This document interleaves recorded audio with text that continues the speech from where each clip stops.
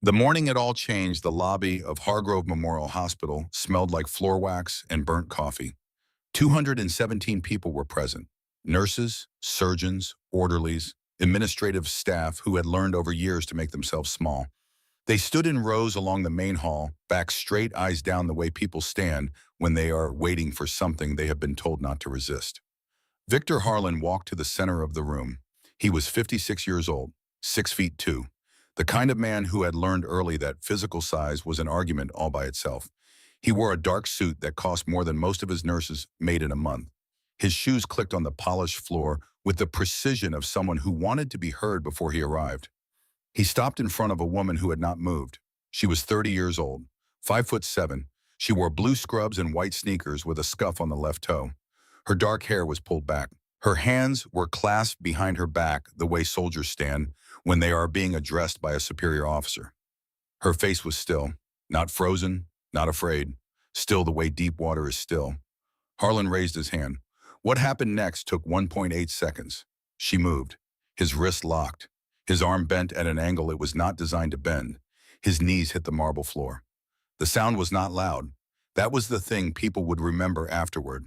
There was no crash, no shout, just the quiet, certain sound of a man being brought to his knees by someone who had done this before in places where the consequences of doing it wrong were not a disciplinary hearing, but a body bag. 217 people stopped breathing. A doctor near the back of the room said something under his breath. The words were not fully audible, but the ones who heard him said it sounded like that grip that is not something you learn in a hospital. The woman released the man's wrist. She straightened up. She looked at him on the floor and said nothing. That was the morning everything changed at Hargrove Memorial Hospital in Chicago, Illinois.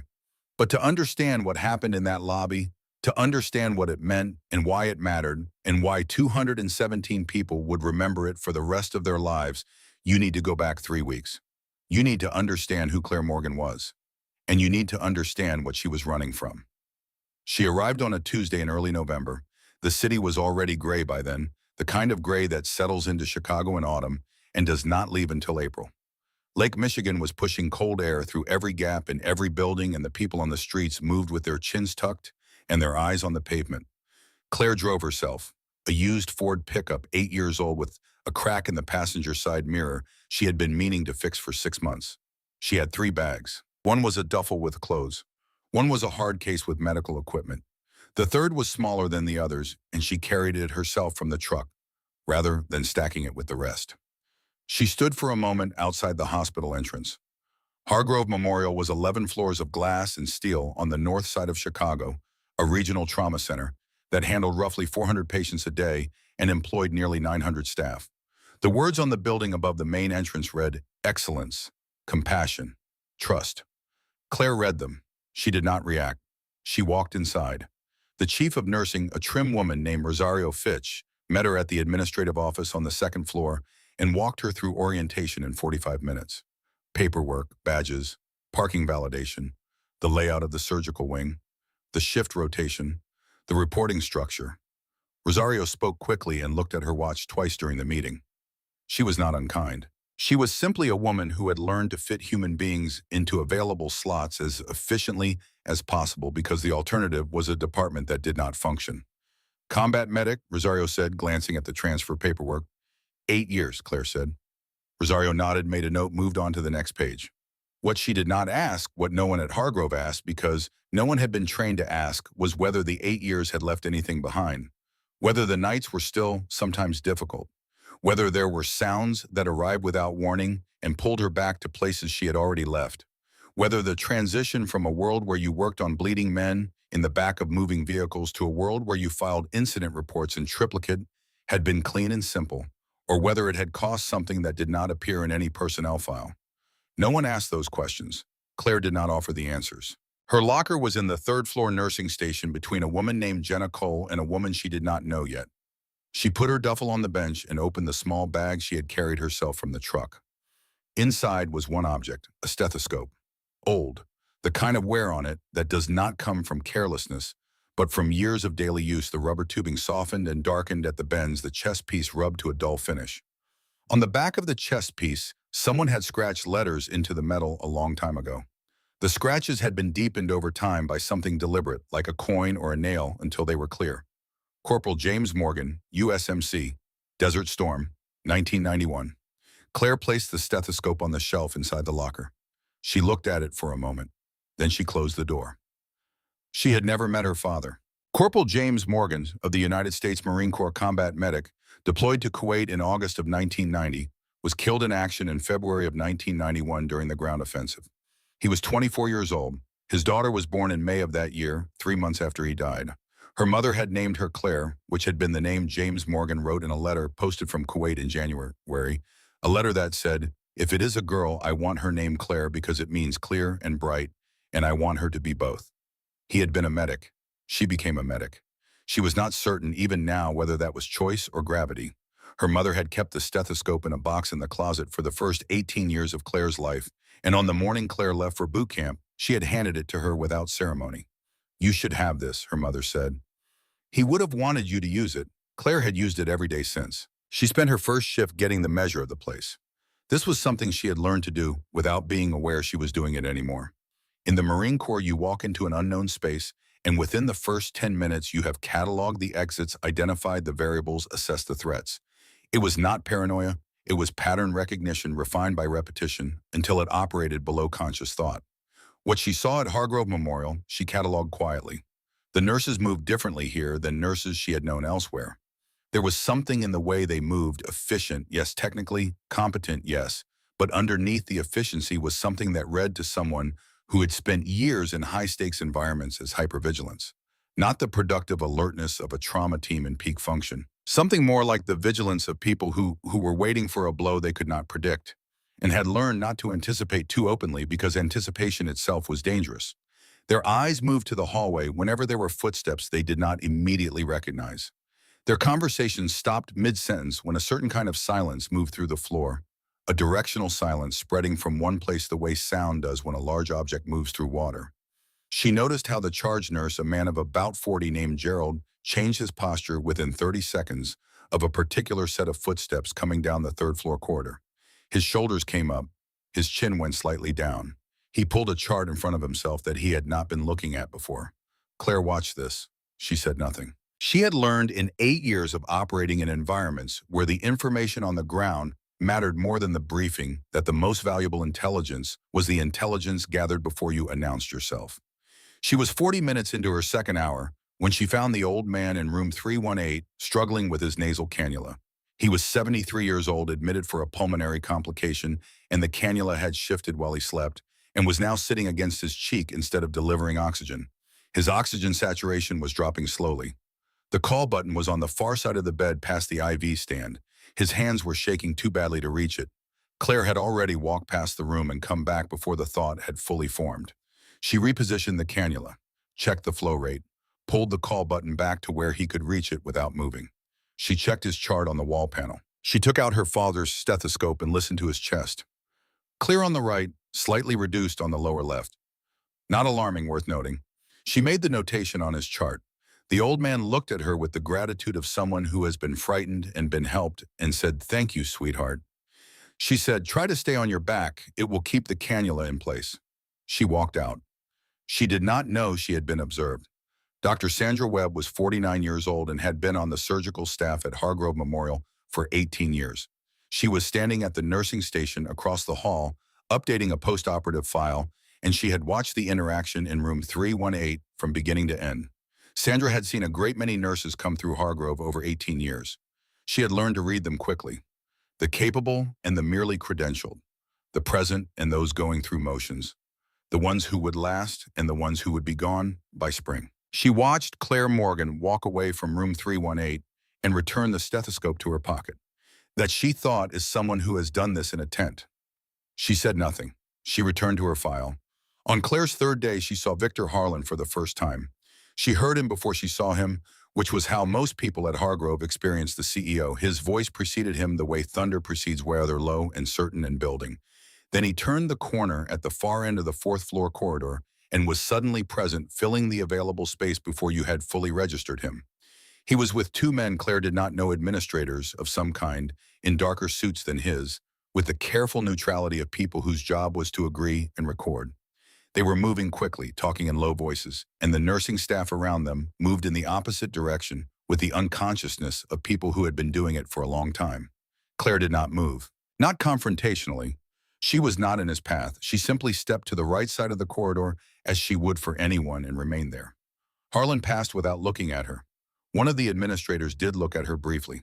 Something passed across his face assessment or recognition of something unusual, and then he was past and the corridor reopened behind them.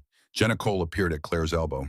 Jenna was 25, 18 months out of nursing school, still in that period where inexperience shows not as incompetence, but as a kind of transparency.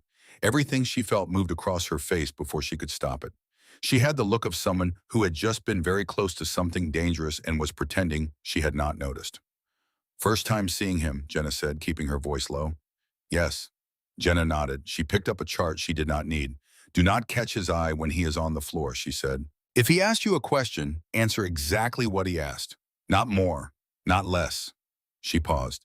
If he does something that seems wrong, do not say that out loud. Claire looked at her. What if the wrong thing affects a patient?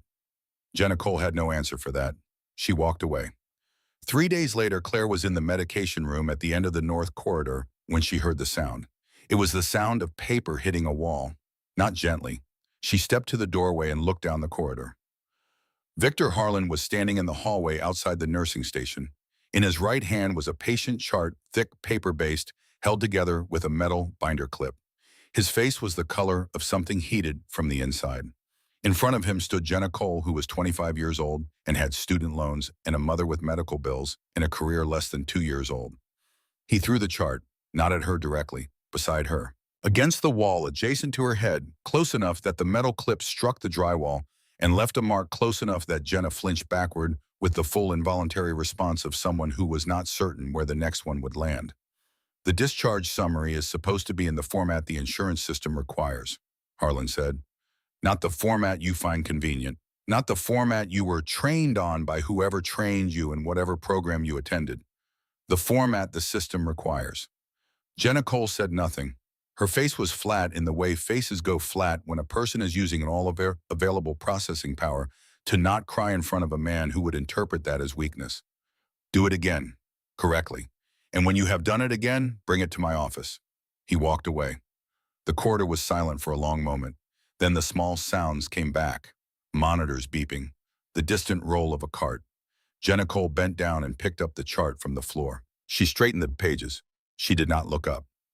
2 other nurses at the station had watched the whole thing happen. Neither of them moved.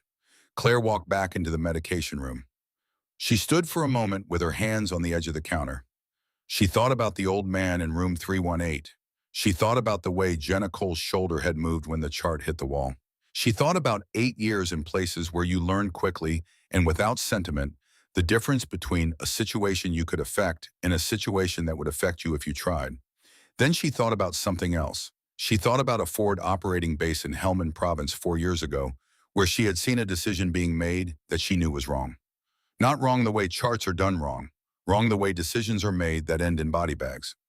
She had said something about it to someone above her rank. She had followed every channel available to her. She had done everything correctly. And 2 weeks later, a 22-year-old Marine named Davis had not come home from a patrol that went where it went because the decision she had flagged had been reviewed and implemented regardless. She had filed a formal report. The report had been reviewed. The review had concluded that the patrol route decision was within acceptable operational parameters. Davis's family had received a flag. She had left the service 14 months later. She had told herself she was leaving to heal. She had not told herself, had spent 2 years carefully not telling herself that she was leaving because standing up once and watching it mean nothing had convinced some part of her below the level of conscious decision that standing up twice was not something a person survived intact. She pulled her father's stethoscope out of her pocket and held it. She thought about Corporal James Morgan, 24 years old in the sand east of Kuwait City, making decisions in February of 1991. Then she put the stethoscope back in her pocket and returned to her rounds. That evening in her apartment, 6 blocks from the hospital, she opened a notebook, small hardback, the pages gridded rather than lined, and she began to write. Not a diary, a log, dates, names, descriptions of what she had seen, names where she had them. The precise, compressed shorthand of someone trained to record information in conditions that did not allow for sentences. She had kept logs like this in Helmand. She had kept them because in environments where the truth was being managed, documentation was the only thing that could not be rewritten retroactively. She wrote until midnight. Then she put the notebook away and lay down and stared at the ceiling. She was not sure what she was building toward. She only knew she had started, which was the first thing, and that the alternative, watching something wrong happen and staying silent because the cost of not staying silent was too high, was something she had tried once before. She had tried it and had followed the correct channels, and a 22-year-old Marine named Davis had not come home from a patrol that should not have gone where it went. She did not think about Davis often. She thought about him tonight. Here is what no one at Hargrove Memorial knew about Claire Morgan. Here is what the transfer papers did not say, and the orientation meeting did not surface, and the small talk in the break room never reached. She had not come to Hargrove looking for a fight. She had come to Hargrove looking for silence. 8 years as a USMC combat medic had given her skills that most civilian medical professionals would not accumulate in a lifetime. She had intubated men in the backs of helicopters. She had managed hemorrhage with equipment that would make a trauma surgeon wince. She had made decisions alone in the dark with incomplete information that determined whether a 20-year-old kid got to go home or did not. She was good at it. She was very good at it, and it had cost her things she had not yet finished counting. The PTSD was not violent. It did not announce itself. It was quieter than that and in some ways more persistent. It lived in the gap between sleeping and waking, in the way certain sounds, a door slamming, a monitor alarm, at a certain frequency, the rhythm of boots on a hard floor, could briefly pull her back to moments she had already survived. It lived in the hypervigilance she had thought was just her personality, until a VA counselor in Jacksonville told her gently but plainly that not everybody lived in that level of readiness all the time. She had attended 4 sessions with that counselor. Then she had stopped going. Not because the sessions were not useful, because the moment she committed to treatment, the treatment would become part of her official record. And the moment it was in her official record, any institution with access to that record could argue that a woman managing a formal PTSD diagnosis was a liability in a high-pressure medical environment in environments. Her nursing license was the only thing she had carried cleanly out of the military. She would not risk it, so she managed it herself. She ran 4 miles every morning before the city was fully awake. She kept the notebook. She maintained the routines, the precise, methodical, repeated actions that her brain used as scaffolding when the floor felt uncertain. And she looked deliberately for a hospital that would be calm, manageable, the kind of place where she could do good, useful work and not be called on to be extraordinary. She had been wrong about Hargrove. She had chosen it because it was far from the bases she had been stationed at, because it was urban and anonymous, because its online reviews were respectable without being remarkable. She had not found the accounts of former employees who had left in the past 3 years, accounts scattered across job review sites under pseudonyms, accounts that used words like toxic and abusive, and unsafe accounts that had been flagged and disputed and in some cases removed. She had not looked hard enough. And now she was inside, and leaving immediately would look like the kind of instability she was working to conceal, and her father's stethoscope was on the shelf in her locker, and the notebook was filling up, and she was trying every morning, every shift, every hour to be only what she had told herself she would be. A good nurse, a quiet presence, someone who helped people get better and went home and managed her own weight and did not become the story. She was trying. On her 10th day at Hargrove, the cardiac arrest came. It was just past 2 in the afternoon. The 4th floor corridor carried the mid-afternoon rhythm of a hospital that had processed the morning surgeries and was preparing for the evenings. Cart traffic, shift transitions. The call came over the floor intercom room, 412, unresponsive, and within 90 seconds there were 3 nurses at the door. Claire was one of them. The patient was a man of about 67, admitted 2 days earlier for a pulmonary evaluation. He was now in full cardiac arrest. Ventricular fibrillation on the monitor, the chaotic electrical storm the heart cannot sustain and cannot recover from without intervention. The window for intervention was not generous. The team moved. Compressions started. An airway nurse reached for the bag valve mask. Someone called for the AED. Then Victor Harlan was in the doorway. He had come from somewhere on the 4th floor, and he was now standing in the doorway of room 412 speaking, and what he was saying was not a clinical directive, and it was not a question, and it was not help. Who authorized this team composition? Where is Dr. Paulson? Why is there no attending in this room? Gerald, the compression nurse, did not stop compressions. but his rhythm fractured slightly, just briefly, in the way a person's body responds to unexpected threat, even when their mind is focused elsewhere. Who authorized the AED? Harlan stepped into the room. I need someone to answer me. Who approved the initiation of resuscitation without a physician present? Claire looked at the monitor, looked at the clock, looked at the patient. She said, if we do not shock him in the next 10 seconds, we lose him. Harlan turned to look at her. This was the first time he had truly looked at her, not past her, not through her, at her. His eyes were the color of deep water with nothing in it. Who are you? He said. Claire Morgan, charge nurse, 3rd floor, currently in this room. She picked up the AED paddles. Charging. Harlan moved, not toward the patient, toward her, his hand extended to take the paddles. She turned her body 45 degrees, putting her shoulder between his hand and the equipment. Not aggressively, precisely, like someone who has had things taken from her before and learned the geometry of it. Clear, she said. The paddles contacted the patient's chest. The body moved. The monitor, the unreadable storm of VF, stuttered, resolved, found a line. A beat. Another beat. Another. The rhythm was irregular and would need further intervention, but it was a rhythm. The man was alive in a way he had not been 12 seconds ago. The room was very quiet.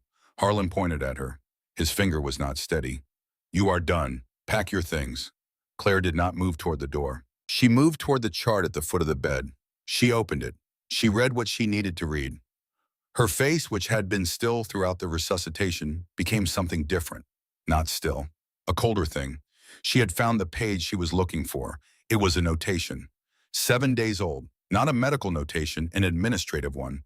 Signed by the Director of Clinical Operations, countersigned by the CEO's office.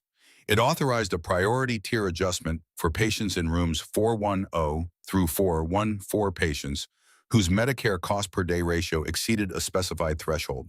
The adjustment, expressed in the bloodless language of administrative medicine, translated to this: non-emergency interventions would be deferred. Monitoring would be reduced to minimum coverage. Escalation protocols would require attending approval before initiation. The man in room 412 was 67 years old. He was on Medicare. He had been in a monitored room for 2 days under that notation. He had not received his afternoon monitoring check. He had gone into cardiac arrest alone, undiscovered, for an unknown number of minutes before the automatic room alarm called the code. Claire closed the chart. She placed it at the foot of the bed. She looked at Victor Harlan. She said quietly in a voice that carried only to the front of the room, "Your protocol very nearly killed him." The silence that followed had weight and direction. It moved through the people standing there the way a current moves through water, not violent but felt. Undeniable. Harlan's face darkened. "Get out of this hospital," he said. Claire looked at him for one more moment. Then she turned and walked to the door. She stopped in the doorway without turning back. "I will be in the building," she said. She walked out. Behind her, in room 412, a 67-year-old man who had come to the hospital for a pulmonary evaluation breathed in and breathed out slowly with the help of a machine that was doing what a system had decided was no longer worth the cost. And in a locker on the 3rd floor, a stethoscope engraved with a dead man's name sat on a shelf. Waiting. She did not pack her things. This was the first decision, and it was not made dramatically. She sat on the bench in front of her locker, her father's stethoscope in her hands, and she thought about it the way she thought about everything, systematically, without sentiment, the way you think about a problem that has a shape and a weight and a set of possible responses, each with its own consequences. Harlan had told her to go. He had not issued a formal termination. There had been no paperwork, no HR representative, no documentation, no process. What there had been was a man in a room pointing a finger, making a declaration the way men with unchecked power make declarations, as if the declaration itself was sufficient, as if the world reorganized itself around the words of the person speaking them. She had seen men like that before. She had worked under one briefly in her 3rd year of service, a captain whose primary leadership tool was the temperature of his own anger.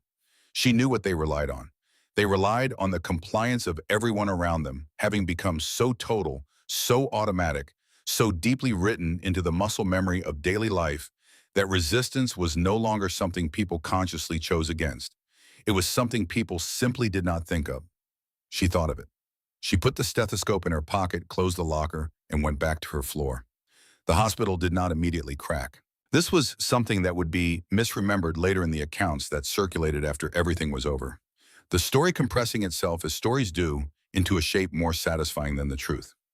In the compressed version, Claire Morgan stood up to Victor Harlan in room 412, and the staff of Hargrove Memorial rose up around her like a tide because courage is contagious and all it takes is one person. It was not like that. What actually happened in the 2 days following the code in room 412 was quieter and harder to watch. The staff who had been in that room returned to their routines with the concentrated attention of people who needed very badly to believe that what they had witnessed was an anomaly. Gerald, the compression nurse, made a point of not looking at Claire when they passed in the corridor. The airway nurse went on scheduled leave the following morning. The two physicians who had arrived after the rhythm was restored found reasons to be on different floors. They were not bad people.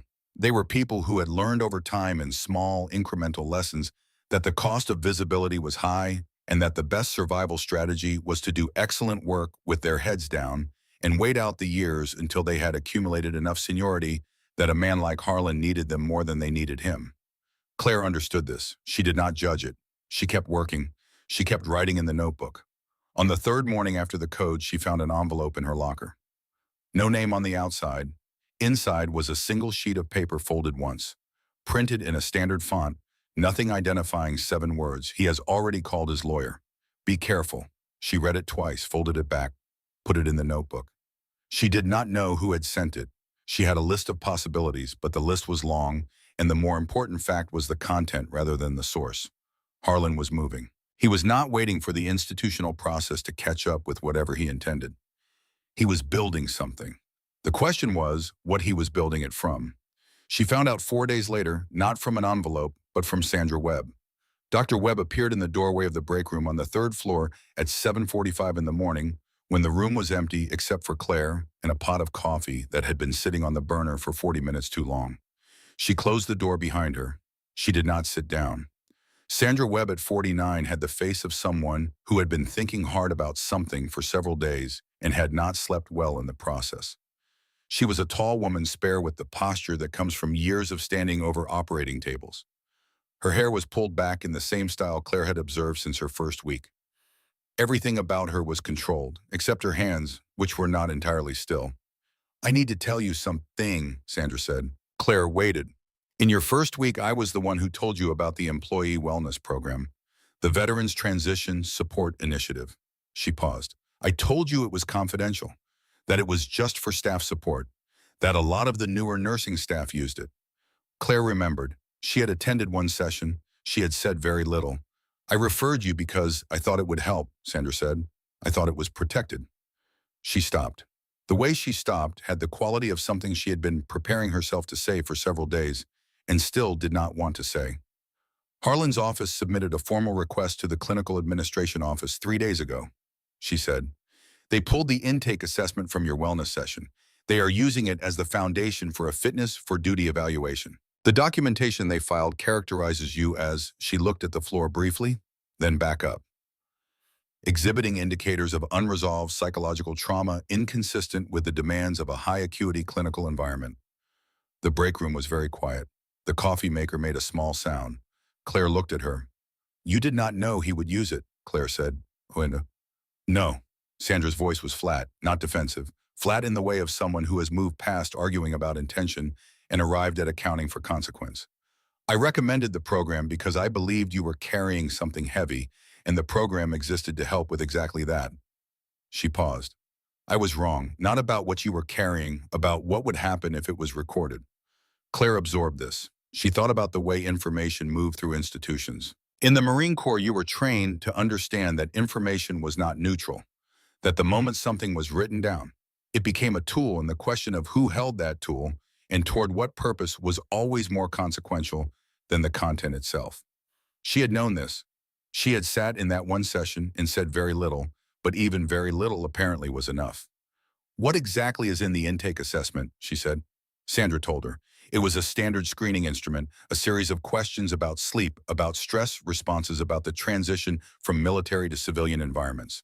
Claire had answered honestly which was the thing she should not have done, or rather the thing she would not have done if she had known that honest answers in a wellness screening could be converted by a man with a lawyer and a motive into a clinical argument for her removal. When Sandra finished, Claire was quiet for a moment. Then she said, he is not wrong that I am carrying something. Sandra looked at her. He is wrong about what it means, Claire said, and he is wrong about what it allows him to do. But he is going to make the argument anyway, because the argument does not have to be correct. It just has to create enough procedural friction to justify removing me before any of what I found in that chart becomes a formal complaint. Sandra was very still. What did you find in the chart? She said. It was not quite a question. You know what I found, Claire said. Sandra looked at the floor, then back up. I knew something existed. I told myself it was cost management, that it applied to scheduling and supply ordering. Her hands were less controlled now. I told myself a lot of things. How long? Claire said. Sandra Webb's answer came after a silence long enough that the coffee maker made it sound again. Longer than I want to tell you, she said. The break room felt smaller than it had when the conversation started. Claire stood up. She adjusted her stethoscope. She looked at Sandra Webb not with contempt, which would have been easier, but with something more considered. The assessment of someone who understood that the human capacity for motivated self-deception was available to everyone. It was available to good surgeons who had built careers over 18 years and managed the contradiction of knowing something was wrong by convincing themselves incrementally, layer by layer, that the wrong thing was not quite wrong enough to require the cost of confronting it. Claire had felt the edges of it in herself. She did not have the luxury of it right now. I need you to be honest with me from here forward, Claire said. All of it. Whatever you know. She paused. Can you do that? It was not a confident yes. It was the yes of someone committing to something they were not certain they were capable of. But it was a yes. The following Tuesday, she was approached by a man she had seen on her floor but not yet spoken to directly. Theo Brantley was 34 years old, a second-year resident in internal medicine, tall with the thinness of someone who had been running on insufficient food and excessive caffeine for long enough that it had become structural rather than situational. He had a resident's habit of appearing to be moving purposefully, even when standing still.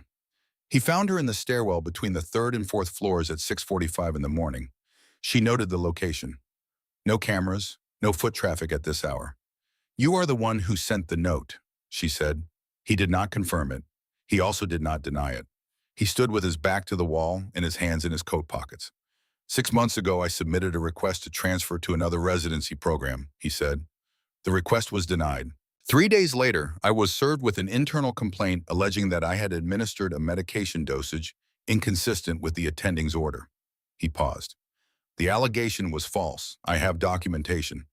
The documentation was reviewed by the chief medical officer who concluded the matter was insufficiently evidenced to proceed either way. Which means it stays in your file, Claire said. Which means it stays in my file. And if it stays in my file, I do not match for fellowship. And if I do not match for fellowship, I lose the only thing I have spent the last 9 years building. He looked at her directly for the first time. I have been telling Harlan's office about staff conversations, movements, who is talking to whom, for 4 months. The stairwell was very still. And you are telling me this now, Claire said. I am telling you this now because you were the one who sent that chart notation to the state medical board. She had not confirmed that. She did not confirm it now. How do you know about that? She said. Because Harlan's office knows. They have someone inside the board's intake office. They were notified within 48 hours. They do not have your name yet. They will within a week. He looked at the floor, then back up. I was the one who told them about the wellness program file. I did not know what they were going to use it for. He stopped. I knew it was not routine. Claire looked at him for a long moment. She thought about the men she had served with who had done things under pressure that they would not have done in daylight, and then had carried those things and what that carrying looked like from the outside after a while. She had learned to distinguish between people who had made a compromise and people who had become the compromise. Theo Brantley had not become it. Not yet. But the clock was running. What do you want to do about it? She said. He exhaled. The exhale of someone who had been holding a very specific breath for a very long time. Whatever you tell me to do, he said. That night, later than usual, she sat in the hospital chapel. She had not planned to. She had been walking the perimeter of the building, a habit from her service days, the physical act of mapping a space to calm the nervous system, and she had passed the chapel on the ground floor, and the door had been open, and she had gone inside. It was a small room, non-denominational. 7 rows of wooden pews, a low table at the front, with electric candles walls the color of old cream. A room designed to be adequate to grief, regardless of its specific content. She sat in the back row. She held the stethoscope. She thought about Dana Pierce, who was 45 years old and had worked as Harlan's administrative assistant for 8 years. Dana had approached Claire 4 days ago in the parking structure, speaking quickly, eyes moving between Claire's face and the entrance ramp. She had told Claire that she had been secretly recording conversations between Harlan and his personal attorney for the past 7 months, using a personal device stored off-site. She had also told Claire something else. Dana's mother was 68, stage 3 ovarian cancer, currently in her second round of chemotherapy at a treatment facility on the north side. Covered by Dana's employer-provided health insurance, administered through the hospital's HR system, which was controlled ultimately by the office of the CEO. And Harlan's lawyer had discussed in a conversation Dana had also recorded the possibility of initiating a review of Dana Pierce's employment status on the grounds of unauthorized recording of privileged communications. If Dana was terminated for cause, she lost her insurance. If she lost her insurance, her mother lost coverage mid-treatment. Dana's mother was 68 in a chemotherapy chair on the north side of the city, and her ability to keep sitting in that chair depended on decisions Claire had not yet made in the right sequence. That was the weight on one side of the scale. On the other side was a man she had never met. His name was Davis. Lance Corporal, 22 years old, from somewhere in eastern Ohio. He had not come home from a patrol 4 years ago in Helmand Province, a patrol that should not have gone where it went, that went there anyway, because the decision Claire had formally flagged to a superior officer had been reviewed and implemented regardless. She had followed every channel available. She had done everything correctly. Davis had still not come home. She had left the service 14 months later and told herself she was leaving to heal. She was beginning to understand, sitting in a chapel in Chicago at 11:30 at night, that she had been wrong about her own reasons. She had not left to heal. She had left because standing up once and watching it make no difference had broken something in her that she had not yet finished naming. The 67-year-old man in room 412 was breathing in a bed upstairs. Davis was not breathing anywhere. The difference between those two facts was 11 seconds in one decision to act before waiting for permission. She took out her phone. She found the number she had not called since she drove out of Camp Lejeune for the last time. She pressed it. It rang 3 times. "Morgengoads," said Master Sergeant Dale Rourke, low, unhurried, the voice of a man who had learned across 30 years of situations that would ruin ordinary sleep to wake fully and calmly when his phone rang at unusual hours. She told him. Not everything, not the specific institutional details which would have taken too long. She told him the shape of it, the thing she was inside, the way it had grown from something she had tried not to be involved in into something she was now in the center of, not because she had chosen the center, but because she had simply declined to move to the edges at the several moments when moving to the edges was still available. She told him about Dana's mother. She told him about the fitness for duty evaluation. She told him about the chart notation and the 67-year-old man who had gone into arrest alone in a room that was supposed to be monitored. When she finished, Rourke was quiet for a moment. Then he said, "You have already decided what you are going to do." She started to say something. "You called me after," he said, "not before. That means you already know. You are not asking me what to do. You are asking me if you are wrong to do it." She held the stethoscope in her free hand. The electric candles at the front of the chapel were very still. "I came here to disappear," she said. "I was going to be a good nurse and go home and not be the story. I know. I watched a man almost die because a CEO decided his Medicare cost ratio was too high. I know. And there is a woman whose mother is sick, and if I move wrong, the woman's mother loses her treatment." Rourke was quiet. "I have been in rooms where I had to make a call," she said. "I have made calls where someone did not make it home. I have lived with them." She stopped. "This is different." "How is it different?" Rourke said. She thought about it honestly. "Out there, I knew why they died," she said. "In here, I do not know yet if I can stop it. I do not know if I am good enough to protect everyone." The silence on the line was the silence of a man who was not going to fill space with reassurance, because reassurance would be a lie, and he did not do that. "Morgan," he said finally. "Yeah. What are you actually running from?" The question landed in the room like something physical. She did not answer it out loud. She already knew the answer. It had been sitting at the bottom of her thinking since she drove out of Camp Lejeune, and she had not brought it to the surface because bringing it to the surface required acknowledging that she had not left the military to find peace. She had left because she had tried once to stop something wrong and had failed, and Davis had died, and the failure had convinced her in the wordless way, Convictions formed that trying again was a cruelty she could not afford to repeat. She had come to Hargrove to be invisible. She had come to Hargrove so she would never have to find out again whether doing the right thing was something she was strong enough to survive. She sat in the chapel. She held her father's stethoscope, the stethoscope of a man who had never come home, but who had, according to the records in the letter her mother had kept in the same box, held his position until there was no longer a position to hold. She stood up. She put the stethoscope in her pocket.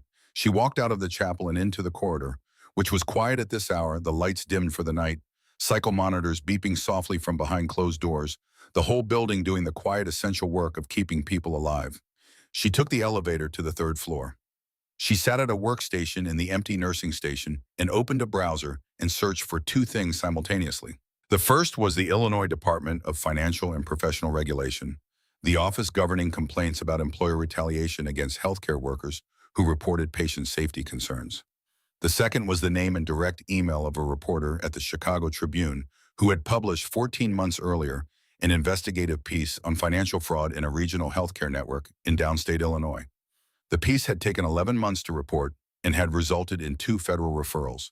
She wrote 2 messages, one to the state regulatory office, one to the reporter. She did not send them yet. She saved them as drafts. Then she opened a third window and began constructing a sequence timeline, source dated linking the priority tier notation to the room 412 incident, cross-referenced with the administrative communications Sandra had described, with notations indicating which items were documented and which were testimonial and which were both. She worked until the cleaning staff began their rounds at 4:30 in the morning. When she finally stood up, her back was stiff and the corridor lights had brightened for the early shift, and there was the smell of coffee coming from somewhere down the hall. She looked at the 2 unsent drafts. She understood completely that she was doing something she could not undo.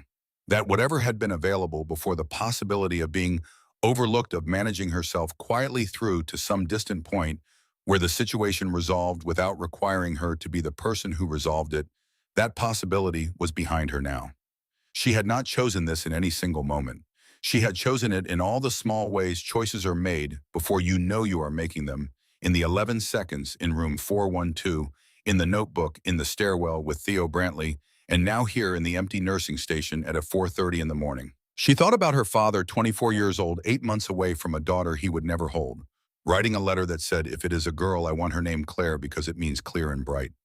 She sent both messages. She picked up the stethoscope and put it around her neck. She had always kept it in her pocket. The way you keep something you are not certain you have the right to carry openly. Not tonight. She went to the break room and poured the first coffee of the early shift. Jenna Cole arrived at 5:15, 2 minutes before her shift started. She saw Claire at the break room table and stopped in the doorway. She looked at the stethoscope around Claire's neck. She looked at Claire's face. She did not say anything, but something in the quality of how she stood changed. Something settled. The way a person's posture changes when they have been waiting for something and it has finally become visible. She went to her locker. Claire drank her coffee. Outside, Chicago was still dark. The lake invisible, the city beginning the low mechanical noise of its morning assembly. In a few hours, the building would be full again. The monitors would be beeping at full volume. The corridors would carry the density of a trauma hospital in motion. And somewhere in this building, in an executive office, on the 7th floor, Victor Harlan would arrive at his desk and find a routine update from his administrative staff. He would not know yet what had been set in motion in the hours before sunrise. He would not know for another 72 hours. By then, it would be too late to stop it. The notice went out on a Wednesday morning. All staff, main assembly hall, 9 o'clock, attendance mandatory. The language was institutional, bloodless, the kind of language that communicates urgency while maintaining the fiction of process. No subject line, no explanation. Just the time and the room and the word mandatory, which at Hargrove Memorial meant something specific and was understood to mean it. Claire read the notice at 7:52. She already knew what it was. She had known it was coming for 48 hours, not from specific intelligence, but from the change in the building's atmosphere, which had shifted the way pressure shifts before weather. Something moving through the corridors that was not quite sound and not quite temperature, but was both of those things at the edges. Harlan's office had gone quiet in a particular way. His lawyer had been in the building twice in 3 days. The radius of anxiety had expanded. She could see it in the way Gerald now avoided eye contact with everyone, not just Claire. She went to the locker room. She changed into clean scrubs. She took the stethoscope from the shelf and put it in her left pocket. She stood at the locker for a moment and looked at the slight compression in the shelf padding from years of the same object sitting in the same place. Then she walked to the assembly hall.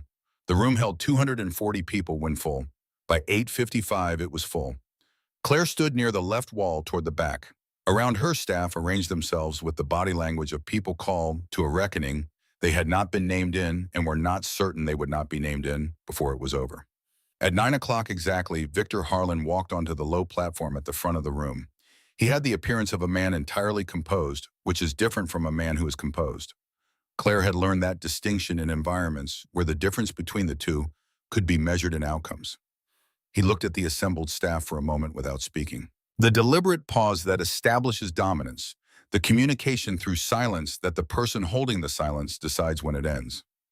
3 weeks ago, he said, a new employee at this hospital made a series of decisions that violated protocol, undermined the authority of clinical administration, and created significant legal exposure for this institution. He did not look at Claire. Today we addressed that formally. The room was very still. The employee in question has also, it appears, made certain representations to external regulatory bodies. Representations that are at best the product of incomplete understanding and at worst a deliberate attempt to damage the reputation of this hospital for personal reasons. He paused. This institution has operated at the highest standards of patient care for 23 years. That record will not be impugned by someone who has been here for 3 weeks. He stepped down from the platform. The room watched him move across the floor, the crowd parting ahead of him in the way crowds part for people who have trained them to part years of small surrenders, adding up to a reflex. He stopped in front of Claire. She looked at him. She was thinking about the chart notation in room 412. She was thinking about Dana Pierce's mother, 68 years old in a chemotherapy chair on the north side of the city. She was thinking about the 2 messages she had sent 71 hours ago and about what Theo Brantley had told her yesterday in the stairwell. It is in motion, he had said. The reporter has the documentation. The board received the filing. It is in motion. She was thinking about all of this, and then she stopped thinking about it because Harlan raised his hand. She had a fraction of a second in which the calculation was available. She could have stepped back. She could have moved and made the gesture land on empty air and turned the moment into something else. She had the training and the reflexes to do any of those things without conscious effort. She did not do any of them. She let the hand come to within 4 inches of her face, and then she moved. 1.8 seconds. His wrist locked. His elbow bent at an angle it was not designed to bend. His knees hit the floor of the assembly hall, and the sound of it was not loud. She had not intended it to be loud. She had intended it to be certain. 240 people stopped breathing. She held the position for exactly 3 seconds, long enough for every person in the room to understand completely what had happened and to understand that it was not an accident and to understand that the woman holding Victor Harlan's arm in that configuration had done this before in places where the consequences of doing it wrong were measured differently than they were here. Then she released him. She reached into her left pocket and removed the stethoscope and held it in her right hand. Then she reached into her right pocket and removed her military ID laminated, worn at the corners from years of handling, and held it up so the room could see it. She did not perform this. She spoke at a volume appropriate for the front third of the room and trusted the silence to carry it. Claire Morgan, staff nurse, 3rd floor, 8 years, United States Marine Corps combat medic, staff sergeant. She paused. I have filed a formal complaint with the Illinois Department of Financial and Professional Regulation documenting a pattern of administrative decisions at this hospital that have directly compromised patient safety. I have provided supporting documentation to an investigative journalist at the Chicago Tribune. Both submissions were made 71 hours ago. She lowered the card. If anyone in this room has information relevant to those filings, now is the time to provide it. The silence that followed was the longest silence she had experienced in the building. Then Sandra Webb stepped forward. She came from the right side of the room, moving through the crowd with the deliberateness of a person who has made a decision and is committed to not letting it reverse itself before it is enacted. She was not wearing her white coat. Claire had noticed that when she arrived. She stopped beside Claire. She looked at the room. My name is Sandra Webb, she said. I have been on the surgical staff of this hospital for 18 years. 14 months ago, I signed documentation that I knew at the time of signing contained falsified patient wait time metrics. I signed it because I was told my department's operational budget was contingent on those metrics meeting a specified threshold. She stopped. Her hands were visible at her sides, not entirely still. I have not slept well in 14 months. She looked at Harlan, who was rising from the floor. I should have said this a year ago. I am saying it now. From the left side of the room, Theo Brantley moved forward. The fear in him was visible in a way it was not visible in Sandra, visible in the set of his jaw and the speed of his breathing and the fact that his hands were deep in his coat pockets. He stopped 2 feet to Claire's left. Theo Brantley, second-year resident. I have documented evidence that a malpractice allegation filed against me by this hospital's administration 8 months ago was fabricated. I have also been providing Harlan's office with information about staff activities for the past 4 months under coercion. I have a written record of every conversation in which that coercion was applied. He paused. I am providing this information voluntarily and completely. Jenna Cole did not announce herself. She walked forward from somewhere in the middle of the crowd and she stood, and the act of standing was sufficient. 25 years old, student loans, a mother with medical bills, a career less than 2 years old.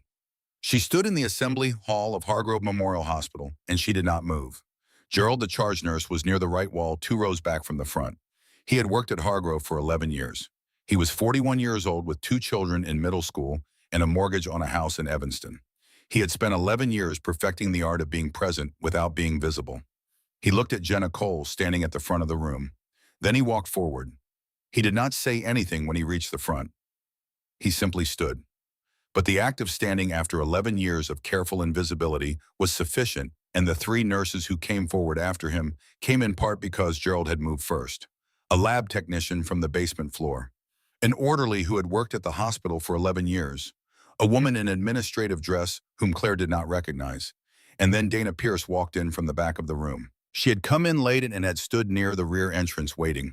She was 45 years old and had worked as Harlan's administrative assistant for 8 years, and she walked through the assembled staff, moving the way people move when they are carrying something fragile.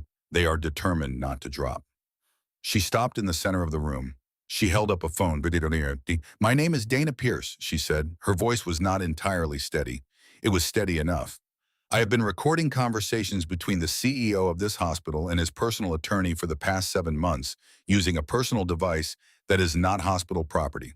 I have 73 recordings totaling approximately 40 hours of audio. She looked at Harlan, who was standing now, his jacket askew, his face a color it had never been in this building before. 3 days ago, I was informed that my employment was under review.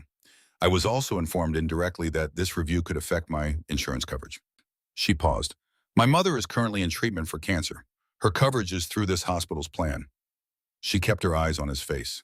I want you to understand that I am standing here anyway. She connected the phone to the room's presentation system. 11 seconds. It felt much longer. She pressed play. The voice that came through the speakers was immediately recognizable. Harlan's voice and the voice of a man who was not Harlan, and the conversation they were having was about a fitness for duty evaluation and the specific language that would need to appear in it, and the timeline that would be most effective for the purposes of the associated termination. And then later, in the same recording, it was about a patient complaint that had been submitted to the hospital's internal ethics office and the specific steps taken to ensure the complaint did not advance. The room listened. There were other recordings. Dana played 4 selected with a precision that suggested she had thought carefully about which 4 were most useful for a room containing 240 people and whatever recording devices those people might have active on their own phones. The 4th recording was not Harlan's voice alone. Eleanor Voss was 60 years old and had been the chair of Hargrove Memorial's board of directors for 7 years, and the voice on the 4th recording was unmistakably hers in conversation with Harlan, discussing the performance bonuses attached to the hospital's quarterly efficiency metrics and the specific metrics that were in the language of the recording most amenable to administrative optimization. The recording ended. The room was completely still.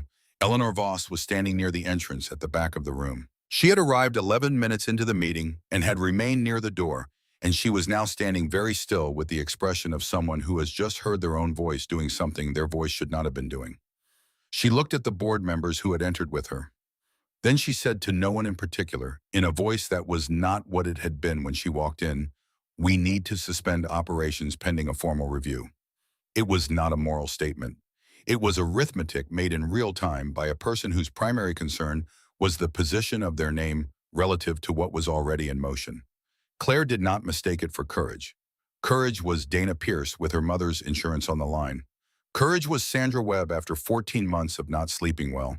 Courage was Theo Brantley and Gerald and Jenna Cole standing at the front of a room, knowing their careers would survive or not survive what they said in the next 30 seconds. What Voss did was arithmetic, but it was arithmetic in the right direction. Then the door at the back of the assembly hall opened. The man who entered was not a hospital employee. He was in his mid-40s, a gray suit, nothing remarkable about his appearance, except the quality of attention he carried.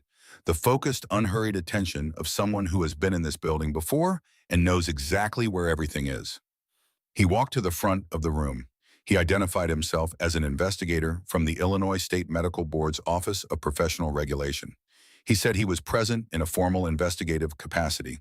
He said the board had received a patient safety complaint 3 days earlier and had initiated an expedited review. Then he said something that changed the shape of the room. Hargrove Memorial is the third institution where we have documented a substantially identical pattern of administrative conduct attributable to the current CEO's tenure. The first institution was a regional hospital in downstate Illinois. The second was a private surgical center in Indiana. In both cases, formal investigations were initiated, but could not be completed due to insufficient internal corroboration. He looked at the room. The complaint filed 3 days ago and the documentation submitted with it provides the corroboration that was previously unavailable. He looked at Harlan. Mr. Harlan, I have a formal notice of investigation I need to deliver to you personally. Victor Harlan stood in the center of the assembly hall floor and looked at the investigator, and then looked at the room and then looked at Claire Morgan.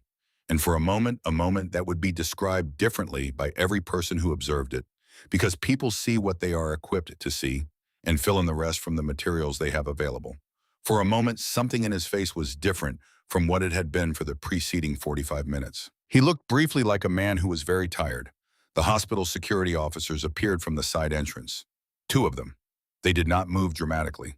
They moved the way trained people move when a situation is already resolved and the only remaining work is physical. Harlan did not resist. He walked, but at the door he stopped.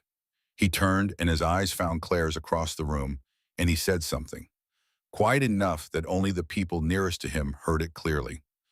3 of those people would later recount it in separate conversations, and their recollections were close enough to be reliable. He said, "How do you still care after everything you have seen?" He said it without contempt, without the performance of a man making a final statement. He said it the way a person asks a question. They genuinely do not know the answer to the kind of question that sits at the bottom of a person's thinking and is not usually brought to the surface, because bringing it to the surface requires acknowledging that the bottom of your thinking is not a place you have visited in a long time. Claire did not answer. She looked at him and she did not answer, and the security officers walked him out and the door closed behind him, and the sound of it was not loud. 240 people exhaled, not all at once. In the way that rooms exhale when something that has been held for a long time is finally released gradually, unevenly, some people still not certain it was safe. Then someone was crying, then someone else. Then the sound of it was general, and people were holding each other, and Jenna Cole had her face against Gerald's shoulder, and Sandra Webb stood alone near the front wall with her hands clasped. Looking at the floor, and something in her posture had shifted in a way that was hard to name but visible, like a person who has been carrying a weight for so long that they had forgotten the weight was separate from themselves and have just now been reminded. Claire stood where she was. She held the stethoscope. She did not cry. She was not certain she could right now. But she felt the weight of the room settle onto her, the accumulated years of it, the fear and the silence, and the small daily surrenders of people who had come to work every morning and done excellent work, and held themselves together through force of habit and necessity and love for their patients, and had endured. They had endured. That was not nothing. That was, in fact, everything. She put the stethoscope back around her neck. She went to work. The weeks that followed were not triumphant exactly. The accounts that circulated in news coverage, in the conversations that moved through Chicago's medical community, had a shape that was satisfying in the way certain shapes are satisfying. A villain exposed, a hero vindicated, an institution reformed, beginning, middle, end. The actual weeks were more complicated. Eleanor Voss submitted her resignation to the board 4 days after the assembly. The resignation was accepted. An internal review of her tenure as chair was initiated. The outcome of that review, which would take 8 months, would result in findings that were not made fully public but were, by all accounts, not findings that reflected well on the preceding 7 years. Harlan was formally charged by the state attorney general's office on 6 counts, including Medicare fraud, destruction of evidence, and criminal coercion of a healthcare employee. The Federal Department of Health and Human Services opened a parallel investigation. The process was slow and expensive and adversarial in the way legal processes are slow and expensive and adversarial, and it would not reach its conclusion for a long time. These things never do. The fitness for duty evaluation that Harlan's office had constructed using Claire's wellness intake file was formally withdrawn by the interim board on its second day of operation. The withdrawal was documented in writing and placed in Claire's personnel file alongside a notation that the original submission had been generated through the coercive misuse of a confidential employee support program. The notation was Ruth Gallagher's idea. Gallagher, being the medical ethicist from the University of Illinois, brought in to chair the newly independent ethics committee, a woman with a dry manner and a precise way of reading evidence and no prior relationship with anyone at the hospital, which was the most important qualification she brought to the role. The notation was the kind of detail that mattered not because anyone would read it, but because the record existed, and records were harder to undo than the things they described. Sandra Webb submitted a voluntary disclosure to the state medical board. She sat with investigators for 2 full days and answered every question. She retained her surgical privileges. She was placed under a 2-year monitoring agreement, quarterly reporting, independent clinical review. She returned to work the following Monday and operated on a 41-year-old man with a perforated bowel and saved his life, which was what she did, which was what she had always been able to do and which no one had taken from her, though she had been afraid they would. Theo Brantley's fabricated malpractice allegation was formally expunged from his file. His residency contract was renewed. His fellowship application was resubmitted. He did not know yet whether he would match. He came to work every day and did his job and waited, which was all any of them could do. Dana Pierce's employment was reviewed by the newly constituted interim board, which determined that the recordings she had made, while technically in violation of the hospital's communications policy, had been made in response to criminal conduct by a supervisor, and that the policy violation did not warrant adverse employment action. Her insurance coverage was uninterrupted. Her mother completed her second chemotherapy cycle and was scheduled for reassessment in 6 weeks. Jenna Cole was 25 years old and had stood in a room and not moved, and she went back to her floor, and she worked, and after a few weeks she stopped flinching when she heard footsteps in the corridor that she did not immediately recognize. Gerald came in early on a Tuesday and reorganized the medication room that had needed reorganizing for 3 years. Nobody asked him to. He did it because he could now, without calculating whether the act of taking initiative would attract the wrong kind of attention. That was a small thing. It was not a small thing. 3 weeks after the assembly, Claire was called to a meeting with the interim board. There were 4 of them newly appointed working from a conference room on the 7th floor. The chair of the interim board was a man named Frederick Aldrich, late 50s, a former chief of medicine at a hospital in Wisconsin brought in specifically for the transition. He had the manner of a person who had spent a career in rooms where things had gone wrong and had developed a stable relationship with that fact. He told Claire what they were offering: coordinator of patient safety and institutional culture, a new position, direct reporting to the board, 12-month initial term with evaluation. Claire listened to all of it. Then she said, "I will do it under one condition." Aldrich waited. "The staff leads the reforms. Not me. I can coordinate, I can structure, I can make sure things are documented and followed through.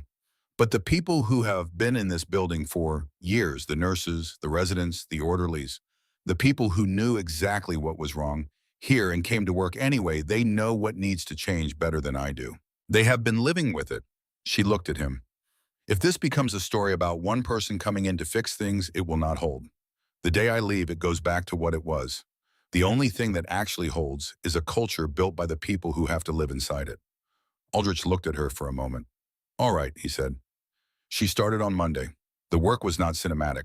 It was long and procedural and often frustrating in the small accumulating way that institutional change is frustrating resistance that did not announce itself as resistance inertia, that disguised itself as caution, the 10,000 invisible frictions of a large organization that had been organized around fear for a decade and was now being asked to organize around something else. She started by listening. She set up a schedule of individual conversations. Every staff member who had filed a complaint or been named in a complaint or had simply been present in the building during the preceding years and had something to say. She sat with them one at a time in a small conference room on the third floor, and she asked what had happened, and she listened to the answers. Some of what she heard made her jaw tighten. A nurse who had been grabbed by the arm in a supply room over a charting error and had not filed a report because she did not believe a report would do anything. A resident who had been threatened with a failed evaluation if he prescribed a medication that Harlan's cost management protocols listed as a high-expense alternative. A woman in radiology who had been told when she reported a near-miss incident to her supervisor that near-miss reporting was optional and that mandatory reporters who generated too many reports tended to find their shifts reduced. She documented everything. New protocols were implemented, a reporting system that bypassed department heads entirely. Mandatory training on workplace respect and harassment for all staff from the custodial workers to the senior surgeons, no exceptions. Security cameras in all clinical corridors and common areas. A clear escalation pathway that did not run through anyone whose position could be used as a lever. And each morning before any of that, she walked the floors. She walked them the way she had walked forward operating base perimeters in the early morning when the light was flat and the day had not yet committed to its character. She walked and she learned the building not as a layout, but as a living thing, the particular texture of a space inhabited by specific human beings, doing specific work and carrying specific histories.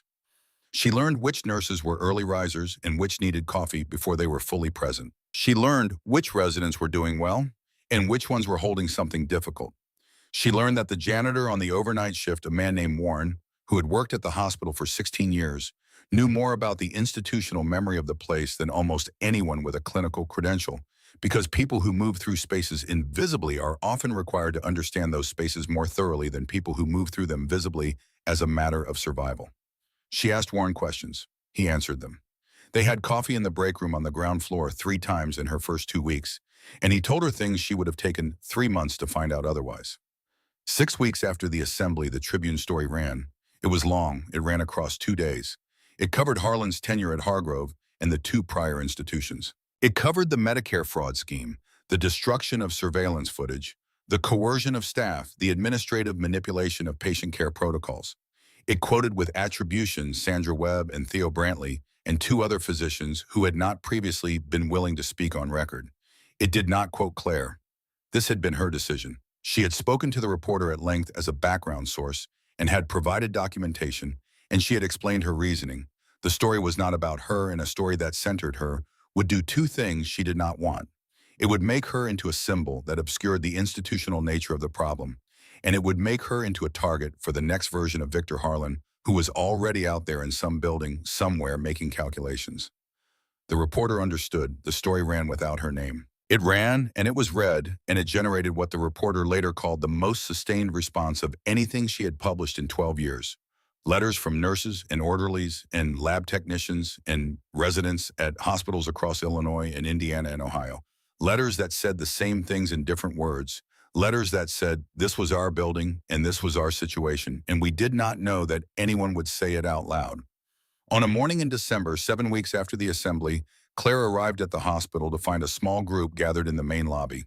They had come from the facilities department, several of them, and they were installing a display case near the reception desk. The case was glass-fronted, mounted at eye level. Ruth Gallagher was there, and Aldrich and Jenna Cole, who was not on shift but had come in anyway. Inside the case was a stethoscope. Old. The tubing darkened at the bends. The chest piece rubbed to a dull finish. On the back, scratched deeply enough to be permanent, were letters. Corporal James Morgan, USMC, Desert Storm, 1991. Below the stethoscope on a small card was a single line, and those who choose to stay.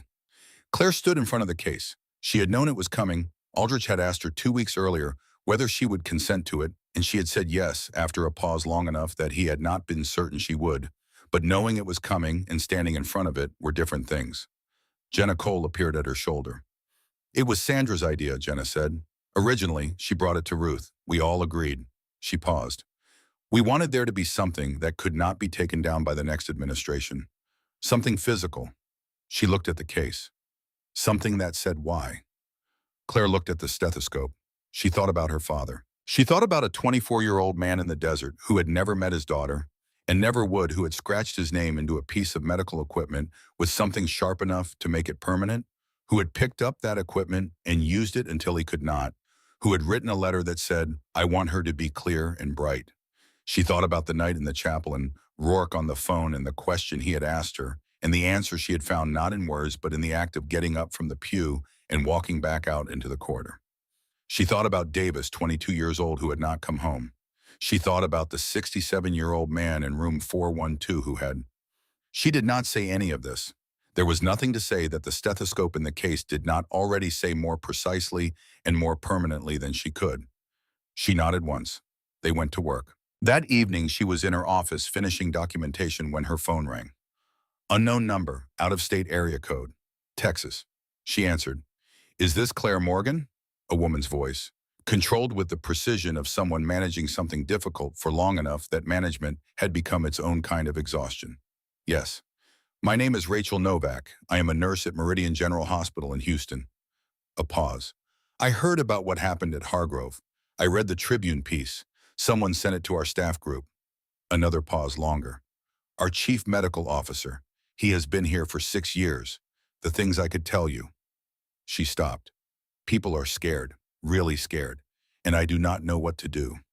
Claire set down her pen. She looked out the window at the city, which was dark by 5 in December, the lights across the north side coming on in their scattered amber grid, the lake invisible but present in the quality of the air. She thought about how she had arrived in this city with 3 bags and a stethoscope, and a hope that was really a kind of hiding. She thought about Warren, the overnight janitor, drinking coffee in the ground floor break room and telling her things no one had thought to ask him. She thought about Rourke's voice on the phone and the question he had asked, and what it had cost her to answer it honestly, not in words, but in the act of getting up off the pew and going back into the building. She thought about her father. She picked up her pen. "Tell me everything," she said. She listened for 50 minutes. She did not interrupt. She did not offer reassurance that would turn out to be false. She asked clarifying questions at the points where the account became imprecise, because imprecision was the enemy of documentation, and documentation was the foundation of everything that came after. When Rachel Novak finished, there was a silence on the line that was not empty. "All right," Claire said. "Here is where you start." She talked for another 20 minutes. Not about what she had done, about what Rachel would need to do in sequence, with what timeline, with what documentation, with what understanding of the risks involved, and the specific nature of those risks, and the ways in which they could be mitigated, and the ways in which they could not. She did not tell Rachel it would be easy. She did not tell her it would be safe. She told her the truth, which was that it was necessary, and that necessary things were not the same as impossible things, and that the distance between the two was usually not as large as it appeared from inside a building where fear had been the operating logic for 6 years. When she hung up, she sat for a moment with the phone in her hand. Then she opened her laptop and began composing an email to Ruth Gallagher and Frederick Aldrich. Subject line: Regional Patient Safety Consultation Request for Support Framework. Because what had happened at Hargrove was not a single event with a single cause that had been resolved by the removal of a single man.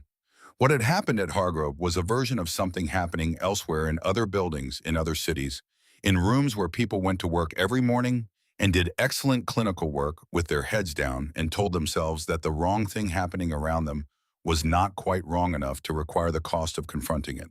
She knew that cost. She had paid it, and she was still paying it, and she was still here. That was the only thing she had that was genuinely worth passing on. Not the arm lock, not the military training, not the particular combination of experience and temperament that had placed her in room 412 at the right moment on the right afternoon. Those things were hers. They were not transferable. What was transferable was simpler and harder. It was the knowledge that the moment you decided to stand up was not defined by readiness. You were never ready. Readiness was a story you told yourself afterward, looking back from the far side of something you had already done. In real time, in the actual moment, standing up felt like stepping off a ledge, with insufficient information about what was below. You stepped anyway, because the alternative was remaining on the ledge, indefinitely watching the drop, telling yourself you would go when you were ready, until one day you looked down and realized the ledge had become its own kind of prison, and the waiting had become its own kind of fall. She sent the email, she closed the laptop, she put on her coat and walked out of the office and down the corridor to the elevators, and when the doors opened, she walked through the lobby. She stopped at the display case. The lights in the lobby were on their evening setting, warm and lower than the daytime fluorescence, and the case was lit from within, and the stethoscope sat inside it the way objects sit in museums removed from use, made significant by removal surrounded by the quiet of things that have been decided. She looked at it for a long moment. She thought about Corporal James Morgan, 24 years old in the desert in 1991, who had not known what would come from what he did. He had not been able to know. He had known only what was in front of him, and he had done what the thing in front of him required, and then he had not come home. She had come home. She was standing in a lobby in Chicago in December looking at her dead father's stethoscope in a glass case, and she had come home. She did not know what Rachel Novak's situation in Houston would cost, or what it would become, or whether the framework she was building toward the things she had started describing in that email, a regional support structure for healthcare workers in exactly Rachel's situation, would hold its shape long enough to matter. She did not know. No one ever knew in advance. Victor Harlan had not invented the system he learned to use.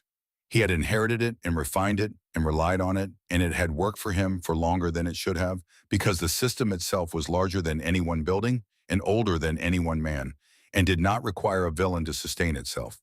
It required only the accumulated weight of people deciding each morning that the cost of confronting it was higher than the cost of accommodating it. One morning the calculation changed. Not because the cost of confronting it decreased, it did not. The cost was what it was, and it was real, and Claire Morgan would be the first to tell you that anyone who said otherwise was selling something. The calculation changed because one person decided that the cost of not confronting it had finally become something she could not carry. And then another person made the same decision. And another, and Gerald reorganized a medication room on a Tuesday morning because he could. And the thing that fear relies on, which is not the absence of courage, but the isolation of the courageous. The sense that you are the only one that to stand up is to stand alone, that the room will not move with you. That thing began to come apart. Outside, Chicago was cold and dark and doing what it always did in December. Enduring. Claire put her hand flat against the glass of the display case for a moment. Not a gesture, just a contact. The glass was cool and real and present. Then she walked out into the night. Behind her in the warm amber light of the lobby, the stethoscope of Corporal James Morgan, USMC, sat in its glass case. Clear and bright, the way he had wanted it to be.